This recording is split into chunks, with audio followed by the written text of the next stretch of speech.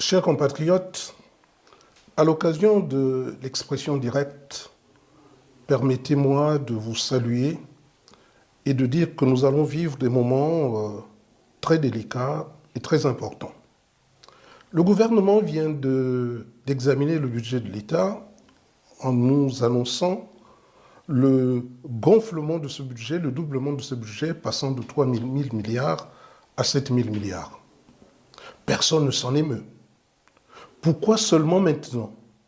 Pourquoi, depuis la dévaluation, ce budget n'a pas bougé et qu'aujourd'hui il vienne à bouger? Où est passé alors l'argent d'il y a quelques années? Et pourquoi nous nous sommes donc endettés? Il faut des femmes et des hommes capables d'aller poser ce problème à l'Assemblée nationale. Et le Parti social-démocrate vous propose un certain nombre de personnalités, dont la mienne, capables de poser ce problème au gouvernement et d'attendre des réponses qui éclairent l'opinion. S'agissant des élections locales, la provincialisation, c'est la traduction d'un État unitaire et décentralisé.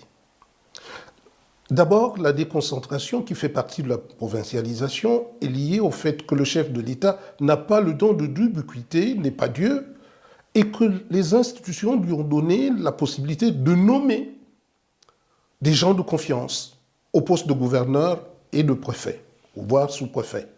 Mais il leur faut à cela des moyens humains, financiers et matériels pour prolonger l'action du chef de l'État. Ne dit-on pas chez nous que c'est celui qui est à côté du feu qui écoute le bruit de la marmite? Et malheureusement, ils sont à côté du feu, ils comprennent les récriminations des populations, mais ils sont incapables, faute de moyens matériels, financiers et humains, de résoudre ces sollicitations. Le Parti social-démocrate souhaite donc qu'on donne de véritables moyens à ceux qui représentent le chef de l'État pour résoudre les problèmes des Gabonais. Par ailleurs, nous avons la décentralisation. La décentralisation, c'est la population qui s'organise pour aider le gouvernement à accomplir certaines missions.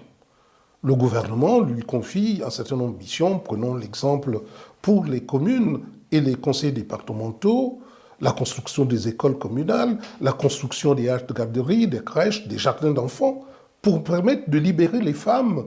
Parce que quand on parle de libération des femmes, on se rend bien compte que la femme n'a pas de capacité, possibilité de vaquer à ses occupations parce qu'il n'y a pas de structures qui peuvent, surtout celles qui ont des enfants, qui peuvent accueillir ces enfants pendant qu'elles sont en activité. Il en va de même dans le monde rural où nous allons avoir aussi des crèches, des haltes garderies pour que les femmes qui vont en brousse n'emmènent pas leurs enfants comme par le passé, mais une femme qui garde et qui est payée, rémunérée par le conseil départemental. Ce sont là de grandes idées, des idées forces qui libèrent la femme, mais aussi des idées forces qui entraînent que l'État doit donner des moyens financiers adéquats à ces structures pour qu'elles accomplissent aussi le rôle qui est le leur, celui d'accompagner le gouvernement pour que nous ayons un État équilibré. Je voudrais vous dire ceci, c'est que le Gabon ne doit pas ressembler à un homme qui a une grosse tête et des membres squelettiques. Tout converge à la tête et le corps n'est pas correctement innervé.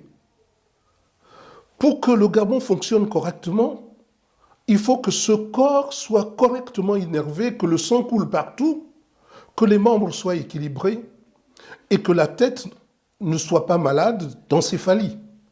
C'est pourquoi la provincialisation permet de donner les moyens et aux gouverneurs et aux préfets, aux sous-préfets, parce qu'ils sont à côté des populations, permet de donner les moyens avec les missions qui seront confiées aux collectivités locales, des moyens conséquents, des moyens humains, des moyens matériels pour résoudre le problème des populations, parce que et les gouverneurs et les conseils départementaux sont placés auprès des populations, écoutent les récriminations des populations et doivent les résoudre. Le Parti social-démocrate est ce parti qui s'est toujours battu. Donc ceux qui ont la chance d'avoir le Parti social-démocrate, c'est-à-dire les candidatures du Parti social-démocrate, doivent tout faire pour voter pour cela et éviter de voter pour les partis de recyclage ou des partis qui n'ont pas fait la preuve de leur compétence vis-à-vis des populations.